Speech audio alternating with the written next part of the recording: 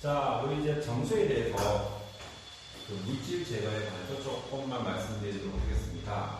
이제 그 원수의 오염 물질은 부유 물질과 용존 물질로 나눌 수가 있습니다. 부유 물질은 우리가 보는 파티클, 입자처럼 보이는 거고요. 그 다음에 용존 물질은 보리차라고 제가 말씀드렸죠.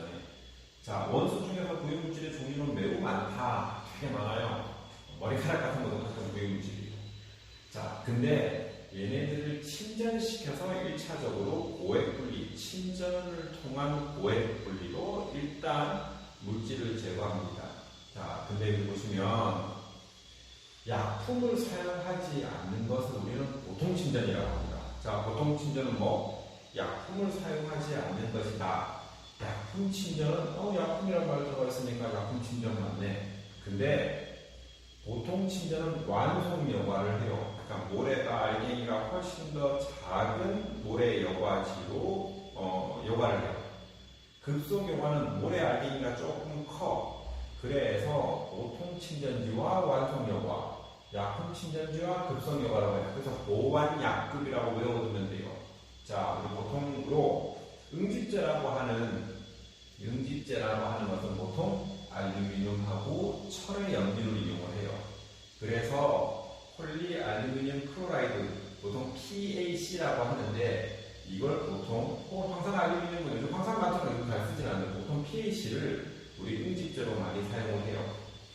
자, 용해성 물질을 제거할 때는 용해성 물질은 칼슘, 마그네슘, 철, 망간, 염소이온, 황산이온, 질소, 화합물 등이 있는데 얘네들은 수돗물에 딱 녹아 있으면 눈에 보이질 않아요. 그죠? 철 같은 거는 약간 붉은색하게 보이겠다. 망간도 있으면 분홍색으로 보이기도 하고. 자, 용해성 물질은 침전이나 여과로 잘 제거되지 않아요. 하다못해 우유하고 보리차 같은 거 냉장고에 가만히 놔둬도 침전이 되질 않죠. 그럴 때 이제 또 쓰는 방법, 산화하는 방법이 있고, 자, 세균하고 그 제거는 세균의 효과적인 제거법은 소독법인데 뭘 집어넣느냐 하면 클로라인 염소로 직접 살균하는 방법이 있어요. 자, 모래 여과에서 통과된 세균은 대충 간접적으로 적용하는데 완속 여과지 같은 경우에는 세균을 제거하는 방법이 뭐냐 하면 완속 여과지 모래통에 보면 거기가 생물의 먹이 사슬이 형성되어 있어서 세균을 잡아먹고 사는 포식자가 있기도 해요. 근데 그거는 조금 위험한 거고, 그 다음에 생물과 그 제거에서는 마찬가지예요. 자, 여기 보면 세균 이외에 세균보다 큰 미생물로서 주로 조유이다. 세조자 아닙니다. 여러분 녹조 라떼 할 때 그때 조자는 왜 이 진양호 가면은 파란색으로 보이는 것들이 있죠. 파란색으로. 그런 것들을 우리 조류라고 합니다. 특히 규조류, 녹조류가 많고, 근데 이 수가 많을 때는 여과지의 막힘 현상을 촉진시키므로 사전에 황산동과 같은 산화제를 이용을 해가지고 거기에 생물의 활성도를 아예 없애버리는 겁니다. 그래서 사멸하여서 침전지에서 이 생물들이 죽으면 뭐가 되냐 하면 아까처럼 우유물질이 되기 때문에 침전과 여과를 통해서 고액 분리를 통해서 제거할 수가 있습니다. 자, 정수 방법을 선정을 할 때에는 나와있죠. 정수시설은 수질 기준에 적합한 필요 정수량을 안전하게 공급할 수 있는 충분한 기능을 갖춰야 한다. 정수 방법은 원수의 수질, 해수일 수도 있고, 호소수일 수도 있고, 하천수일 수도 있고, 지하수일 수도 있고, 지하수 중에서 피압 대수층일 수도 있고, 비피압 대수층일 수도 있습니다. 그 다음에 정수량, 용지치 등 건설비 유지 관리의 난이도, 관리 수준 등으로 사용을 해야 되는데, 자, 여기 보시면은 염소 소독만으로 급수하는 방식, 간이 처리 방식인데 마을 상수도에서 진짜 그 산골에 흐르는 물을 살짝 취수해가지고 염소만 딱 떨어뜨려가지고 마시는 경우도 있습니다. 마을 상수도. 급속 여과 방식은 우리 진주에 있는 진양구에 있는 정수장도 마찬가지고 약 한 몇백 톤 이상부터 160만 톤까지 부산시 대부분 다 급속 여과 방식을 사용을 해요. 특수 처리를 포함하는 방식은 원수의 수질을 따라서 연수와 혹은 뭐 그런 것들이 들어가는 만약에 진짜 물이 죽어도 저거밖에 없어. 저걸 처리를 해야 돼. 할 때는 급속 여과 방식 플러스 또 몇 군데 몇 가지의 공정을 더 집어넣어서 처리하는 방식이 있습니다. 자, 원수 수질과 정수 방법과의 연계. 월 평균 대장균 수가 얘가 뭐냐 하면 100ml 안에 있는 대장균의 수가 요렇게 될 때는 이러한 방법을 써요. 근데 통상적으로 가장 많이 쓰는 거는 친전, 전염수 처리, 여과후 연소들이에요.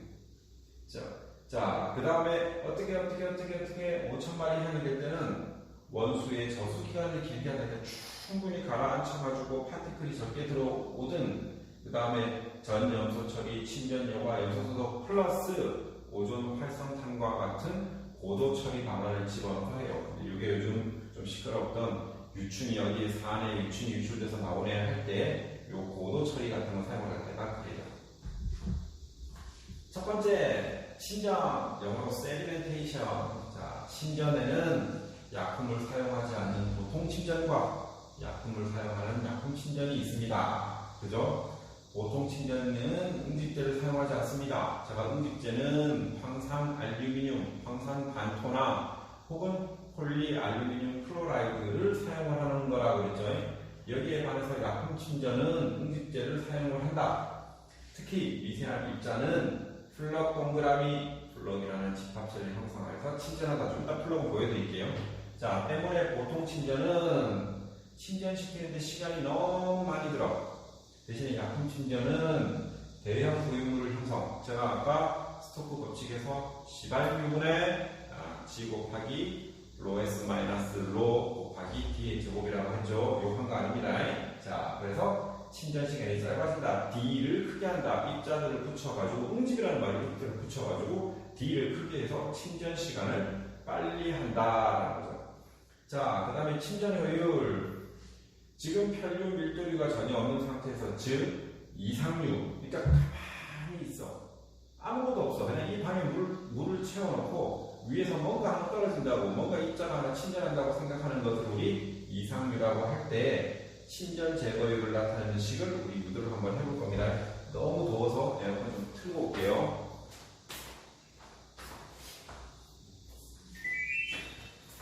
자, 물이 왼쪽에서 오른쪽으로 가요. 물은 왼쪽에서 오른쪽으로 가요. 자, 친전 제거율 E는 efficiency의 E자예요. 근데 여기 보시면 총 깊이 중에 여기에 들어오는 요놈의 입자가 이렇게 가다가 여기에 닿는 요 H0를 우리 H분의 H0를 친전 제거율이라고 했다. 근데 지금은 괜찮아요. 자, 물이 왼쪽에서 오른쪽으로 흐르는데 내가 여기다가 입자를 하나 딱 두니까 얘가 떨어지려는 중력 방향과 옆으로 가려는 힘의 방향에 따라서 이렇게 거동을 하더라. A에서부터 B까지 오더라. 그죠? 그 다음에 C에 떨어진 놈은 D까지 딱 이렇게 안착을 하더라. 딱 밑바닥에 딱 갖다 발라줬더라. 자, 보시면은 친전 시간은 친전지에서 체류 시간을 얘기하는 거예요. 자, 박스에 물이 흘러 들어갈 때 이 친전 시간 T는 이때 V는 속도 아닙니다. 부피 얘기하는 거예요. 부피를 영어로 뭐라고 해요? 볼륨이라고 하죠. 볼륨. 그래서 V예요. 자, V 나누기 Q라고 해요. V 나누기 Q. 자, 이거 볼륨이에요. A는 EA 아닙니다. 여기서 봤을 때 면적을 얘기하는 거예요. 자, 위에서 봤을 때 면적은 우리 A라고 합니다. 그러면 여기 이렇게 A 곱하기 H 하면은 위에 부피가 나오겠죠. 자, 그러면 H는 요걸 놔두고 반으로 다 넣으면 이런 식이 나눠지겠죠. 자, 문제는 이제 H0야. H0는 얘가 물이 갇혀 있어. 물이 그냥 이쪽으로 흐르지 않아. 근데 입자를 내가 이렇게 딱 떨어뜨리면 얘가 이렇게 가라앉겠죠. 그때 V0는 침강하는 속도를 얘기하는 거예요. 침강 속도는 내가 아까 뭐라 그랬어요? 18μ분의 G 곱하기 rho S 마이너스 rho 곱하기 T의 제곱. 자, rho S는 떨어지는 입자의 밀도, rho는 물의 밀도, 그 다음에 G는 중력 가속도가 되겠죠.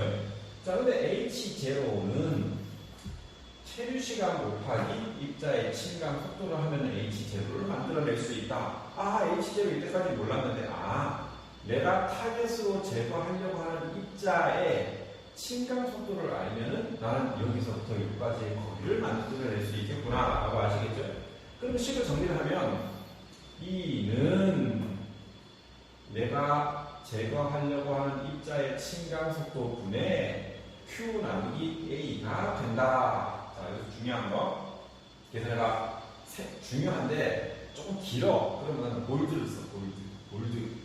일반적으로 침전 효율을 크게 하려면 요놈 밑에 있는 분모를 표면 부하율이라고 합니다. 뭐라고? 요 바닥에 있는 요놈을 표면 부하율이라고 합니다. 그게 뭐야? Q 나누기 A. Q는 침전지에 들어가는 유량, A는 위에서 봤을 때의 면적을 A라고 한다. 그게 뭐라고? 표면 부하율. 자, 표면 부하율을 작게 해야 하므로, 이게 무슨 말이야? 표면 부하율을 작게 한다는 말은, 이게 에피션시지. 침전율을 크게 하려면 분모가 작아야 되겠네. 표면 부하율을 작게 해야 되겠네. 이를 위해 유량을 작게 한다든가, 침전지의 표면적을 크게 하는 게 좋다. 저 10분이니까 더 알겠어. 침전지의 침강액체 A를 크게 하기 위해서는 그림 6.3에 표시된 바와 같이 지의 중간에 판을 설치하면 돼요. 이렇게 판 설치해. 이렇게 판 설치해. 그럼 어떻게 돼? 위에서 바라보는 면적이 층이 하나 더 있으니까 2배가 되는 거죠. 2배. 그죠?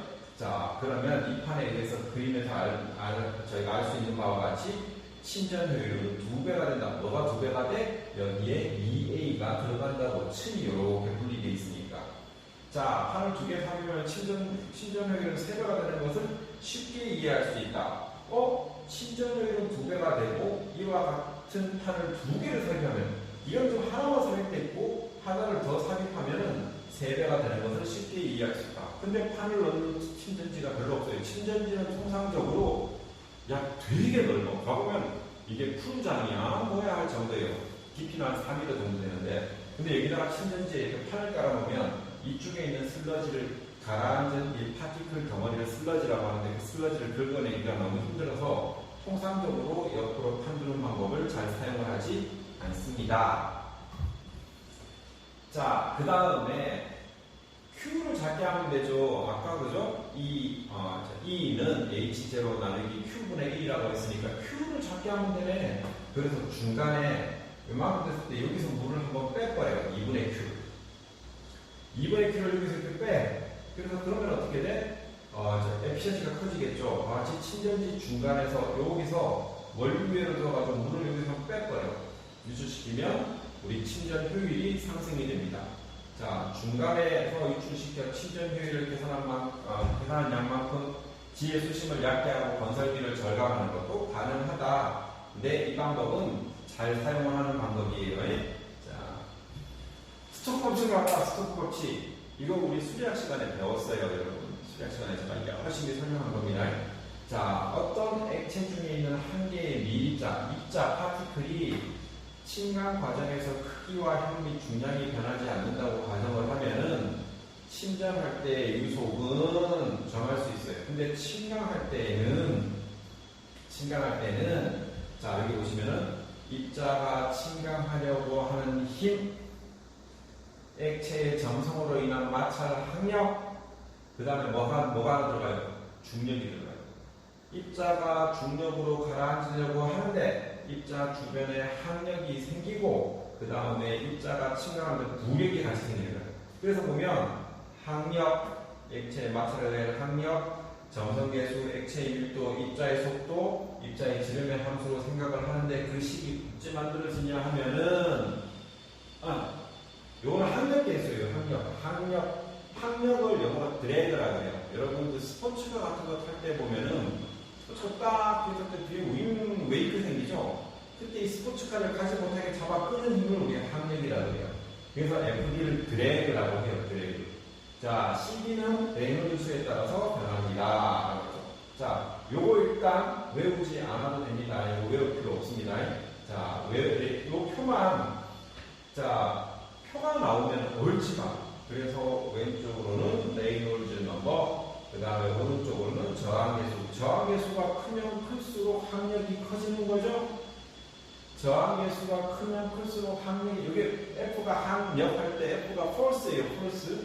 자, 여기 보시면, 레이놀드 넘버는 10의 마이너스 3승, 10의 마이너스 2승, 10의 마이너스 2승, 1승, 10의 2승에서 로그 스케일로 만들어져 있고, 그 다음에 이쪽은 그냥 이것도 로그 스케일로 만들어져 있죠. 그러니까 여기서부터 0, 1, 2가 아니고 이 10의 이게 10의 1승, 10의 2승, 10의 3승 이렇게 만들어지는 거죠.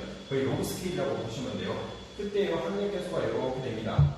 즉 이게 뭐냐 하면 레이놀드 넘버가 크면 클수록 항력계수는 줄어든다. 레이놀드 넘버가 크면 클수록 항력계수 이놈은 줄어든다. 그죠? 근데 스토크 법칙 구간은 레이놀드 넘버가 한 100 정도보다 작은 구간이다. 한 번 더, 스토크 법칙이 적용되는 구간은 레이놀드 넘버가 한 100 정도로 작은 구간에서 스토크 법칙이 적용이 된다. 그죠? 그래서 레이놀드 넘버가 내가 얼마부터 잡아놨어요? 100이라 그랬죠. 상관없어요. 하여튼 레이놀드 넘버가 레이놀드 넘버 0.5랑 레이놀드 넘버 100이라고 하는 것은 그 차이가 아주 미비합니다. 단 레이놀드 넘버가 상대적으로 작을 때에는 점성에 의한 저항이 지배되므로 어쩌고 저쩌고 해서 18 미분의 G 곱하기 여기 괄호가 있어요. 로 S 마이너스 로 곱하기 T의 제곱이라고 합니다. 이 식을 뭐라 한다고? 스토크는 건방진 사람이었습니다. 그래서 지 이름으로 법칙이라는 말을 붙여요. 딴 거 다 괜찮고 스토크 법칙을 외워두셔야 합니다. 수학도 그렇고 상하수도 그렇고 스토크 법칙을 외워두셔야 합니다. 아시겠죠? 자, 우리 이제 보통 친전은 내가 뭐라고 얘기했죠? 약품을 사용하지 않는 친전을 우리 보통 친전이라고 한다. 자, 보통 친전은 원수 중에 부유물이 단독 입자이고 크기 밀도를 알고 있을 때에는 스토크 법칙이나 하전 이론으로 친전 속도와 친전 시간을 구할 수 있다. 자, 통상적으로 보통 친전지는 체류 시간을 12시간 정도로 만든다. 그죠? 자, 근데 비가 오거나 아니면 친전율이 저하는 조류 같은 것들이 들어올 때, 조류가 친전지로 들어오면 낮에 광합성 작용을 해서 산소방울이 바닥에 붙어 있어요. 이렇게 친전이 잘 안 돼. 그때 또 비가 오면 황토물이 흐르죠. 이게 뭐냐면 고탁도수라 그러는데, 고탁도시나 친전율이 저할 때는 사실 흠집제를 사용을 하기도 한다. 중요한 말 아니고. 자, 친전지 용량은 계획 정수량의 8시간분을 표준으로 하여 다음과 같이 계산을 한다. 자, 보면은 막 되게 중요해 보이죠? 되게 중요해 보이죠? 딴 거 아닙니다. 자, 여기 보면 체류 시간 1일이 24시간이기 때문에 들어오는 양. 자, 그죠? 그게 바로 소요 용량이 되는 거예요. 요 값이 여기 들어갑니다. 그죠? 1일 최대 사용 수량이기 때문에 24가 들어갑니다. 그때 들어갈 때 친전지의 소요수 면적이 이렇게 A우리야 필요한 양이 들어가는 거예요. 자, 친전지의 유효 수심은 약 4m 정도라고 보시면 됩니다. 4m 정도. 그죠? 그 다음에 친전 효과는 우유물질의 제거율로 나타내며 탁도 세균 등도 상당히 제거가 많이 됩니다. 그죠? 그 다음에 친전지의 슬러지 투정물의 제거. 자, 내가 친전을 막 시켰어. 그럼 어떻게 돼? 그 쌓여있는 것을 우리 슬러지 투정물이라, 슬러지가 원래 쓰레기라는 뜻이에요.